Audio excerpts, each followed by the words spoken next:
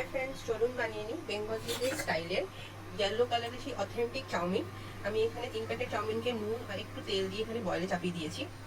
দুটো আলুকে আমি ফ্রেঞ্চ ফ্রাইজের মতন কেটেছি, তার থেকেও পাতলা। আর দুটো পেঁয়াজ নিয়েছি।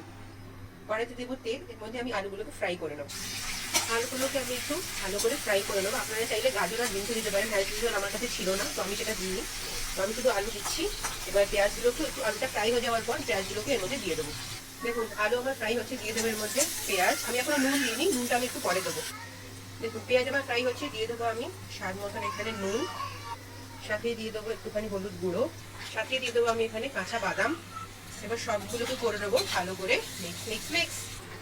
এদিকে চাউমিনটা আমার হয়ে গেছে, আমি এটাকে স্ট্রেন করে নেবো। দেখুন চাউমিন আমি স্ট্রেন করে নিয়ে, এটা আমার অলমোস্ট কুক হয়ে গেছে। আমি এর মধ্যে দুটো কাঁচা লঙ্কাকে একটু কুচিয়ে দিয়ে দিয়েছি।